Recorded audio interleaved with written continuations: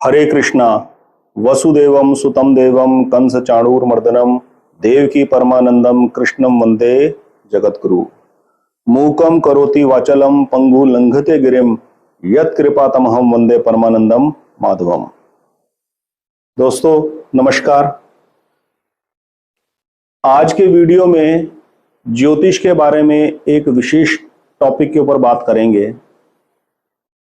जीवन में एक सही लाभदायक लाइफ पार्टनर, बिजनेस पार्टनर, कोई भी एसोसिएट, सहयोगी, मित्र कैसे चुने, कैसे निर्णय ले ज्योतिष शास्त्र के माध्यम से कि इस बारे में मदद मिल सके कि कौन सा आदमी मेरे लिए जीवन में लाभदायक सिद्ध हो सकता है।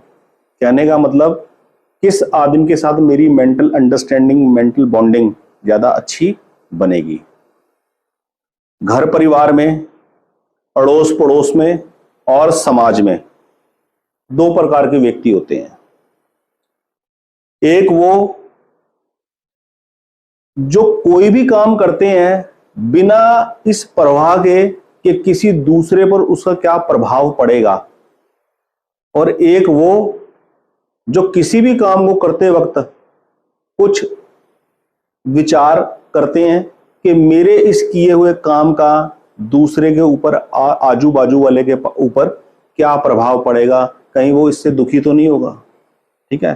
फॉर एग्जाम्पल मैं अगर बात करूं, एक आदमी एक पार्क में, फूलों से भरे एक पार्क के अंदर एक बेंच के ऊपर जाकर बैठ जाता है और सर्दियों में खिलखिलाती धूप का आनंद ले रहा है। वो वहां पर अपने अकेलेपन का, अपने एकांतपन का आनंद ले रहा है। ठीक है। जो भी विचार उसके मन में चल रहे हैं, सात्विक विचार चल रहे हैं, जो भी विचार चल रहे हैं, वो अकेला बैठा हुआ है। ठीक है। अब एक आदमी अनजाने में जाकर उसी बेंच के ऊपर बैठ जाता है और वहां बैठकर स्मोकिंग शुरू कर देता है। अब स्मोकिंग करने वाले आदमी को यह नहीं पता कि बगल में बैठे आदमी के ऊपर इसका क्या प्रभाव पड़ेगा, उसे पसंद आएगा कि नहीं आएगा।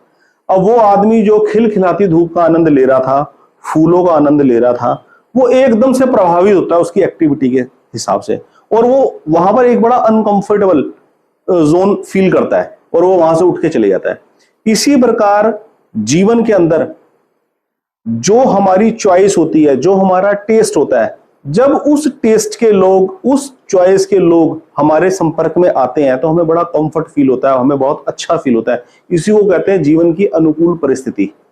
ठीक है। और जो चीजें हमें पसंद नहीं होती, जो काम हमें पसंद नहीं आते, जो तौर तरीके हमें अच्छे नहीं लगते, सामने वाला जब वो काम करता है तो हमारे लिए प्रतिकूल परिस्थितियां पैदा होती हैं।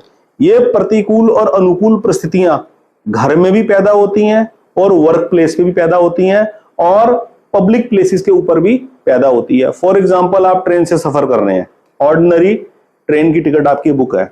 मैं अपने एक्सपीरियंसेस बता रहा हूं और समझता हूं वो एक्सपीरियंसेस बिल्कुल ग्राउंड लेवल के एक्सपीरियंस है जो एक आम आदमी के जीवन में घटित होते हैं।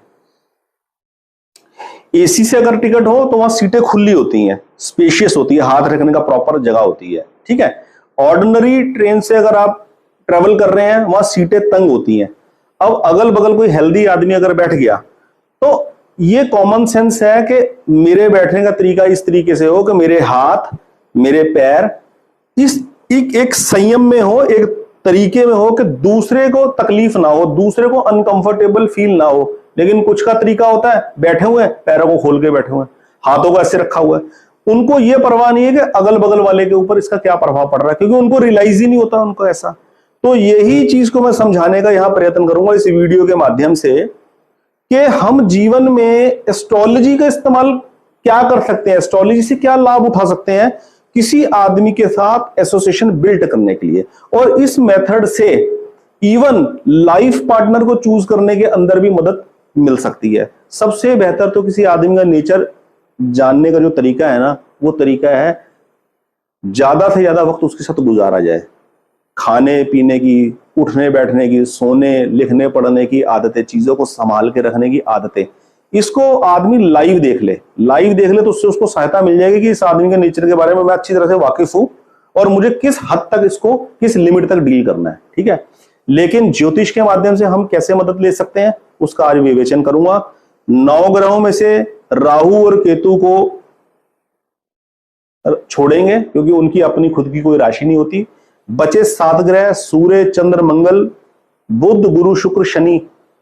7 ग्रहों में से आज पहले ग्रह को लेंगे, सूर्य को।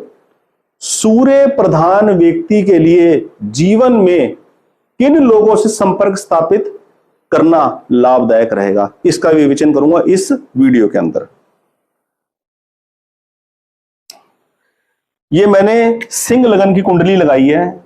सिंह लगन रिप्रेजेंट कर रहा है सूर्य प्रधान व्यक्ति के लिए, यानी कि सिंह लगन के जो स्वामी हैं वो है भगवान सूर्य नारायण। सूर्य ग्रह उसको रिप्रेजेंट कर रहे हैं और इस लगन के जातक को कहा जाएगा सूर्य प्रधान व्यक्ति। सूर्य प्रधान व्यक्ति जीवन में जो सबसे अधिक लाभ उठाएगा, सबसे कम नुकसान जिन लोगों से वो उठाएगा वो होंगे सूर्य के मित्र ग्रह। जैसे सूर्य के जो मित्र ग्रह हैं वो है चंद्र, मंगल और गुरु। ठीक है, इसमें मैं सबसे पहले बात करूंगा मंगल की। अगर ध्यान से देखा जाए सिंह लगन की जन्म कुंडली में मंगल को सूर्य अपना मित्र मानते हैं।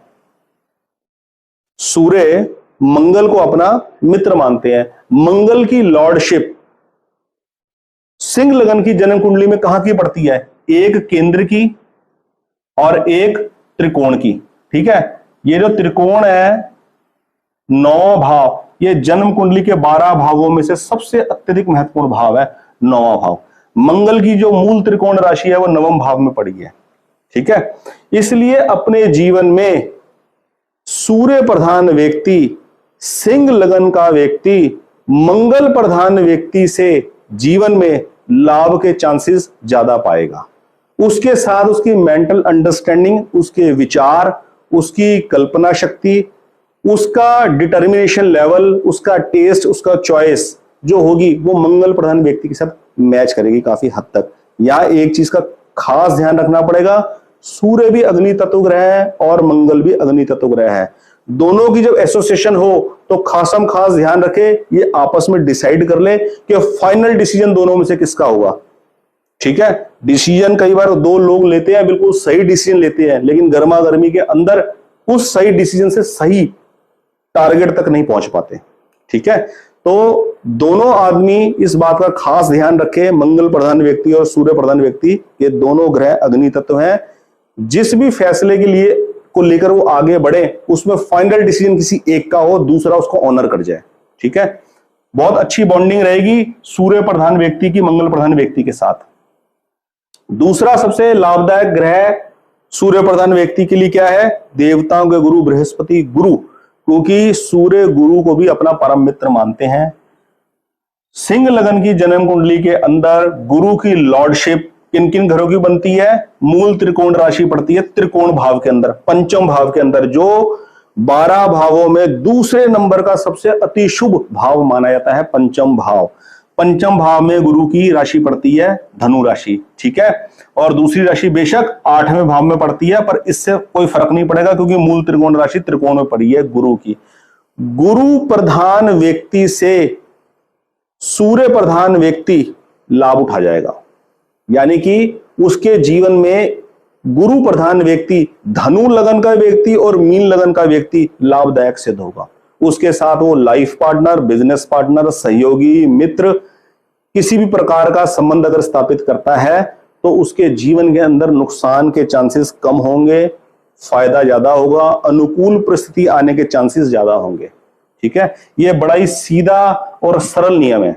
ठीक है, अब बात करते हैं तीसरे नंबर की, चंद्र की। सूर्य चंद्र को भी अपना मित्र मानते हैं। बेशक जन्म कुंडली के रूल के हिसाब से चंद्र की जो लॉर्डशिप है वो 12वें भाव में पड़ती है, लेकिन यह एक्सेप्शन रहेगा। सूर्य प्रधान व्यक्ति के जीवन में कर्क लगन का जो जातक होगा वो लाभदायक ही सिद्ध होगा। सूर्य लगन का व्यक्ति, सूर्य असेंडेंट का आदमी, सूर्य प्रधान व्यक्ति, सिंह लगन का व्यक्ति, चंद्र प्रधान व्यक्ति कर्क लगन के व्यक्ति के साथ किसी भी प्रकार की एसोसिएशन बना सकता है। ठीक है, ये मूल सार है इस वीडियो का। तीनों ग्रह सूर्य के मित्र है, चंद्र भी, मंगल भी और गुरु भी। यानी कि चंद्र क्या तो एक ही लगन होगा, कर्क लगन, ठीक है, चंद्र का एक ही लगन होगा, कर्क लगन। मंगल के 2 लगन बनते हैं, एक मेष और एक वृश्चिक, ठीक है। और गुरु के भी 2 लगन बनेंगे, धनु और मीन। यानी कि 12 लग्नों में से 5 लग्न, कर्क, मेष, वृश्चिक, धनु, मीन, इन 5 लगन के व्यक्तियों के साथ सिंह लगन के व्यक्ति की जो मेंटल अंडरस्टैंडिंग होगी वो ज्यादा अच्छी होगी इन कंपैरिजन टू अदर 7, ठीक है। बाकी के जो लगन बचे उनके मुकाबले ये 5 लगन के व्यक्तियों के साथ सिंह लगन के व्यक्ति की अंडरस्टैंडिंग ज्यादा अच्छी होगी, एक्सेप्ट 6, क्योंकि एक तो सिंह लगन ही आ गया, ठीक है। तो इस बात का आप खास ध्यान रखें। सिंह लगन का व्यक्ति जो है, बुध की अगर बात करें, बुध को सूर्य सम मानते हैं, ठीक है। तो बुध से जो रिलेशनशिप रहेगी वो न्यूट्रल रहेगी, न्यूट्रल, ठीक है। बुध प्रधान व्यक्ति से लाभ उठाना या उसको अपने लिए लाभदायक बना लेना एक चैलेंजिंग काम है। मिथुन लगन और कन्या लगन का जो व्यक्ति होता है उससे किसी प्रकार का लाभ हासिल करना एक चैलेंज होता है, ठीक है, लेकिन उससे किसी प्रकार का नुकसान नहीं पहुंचेगा सिंह लगन के व्यक्ति को। बाकी जर्नल डीलिंग है, व्यवहारिक जीवन में आदमी कैसा फील करता है वो एक अलग मैटर है, ठीक है। लेकिन ज्योतिष के माध्यम से ये मदद ली जा सकती है, जो मैंने आज की वीडियो में आपको क्लियर किया। बहुत बहुत धन्यवाद। हरे कृष्णा।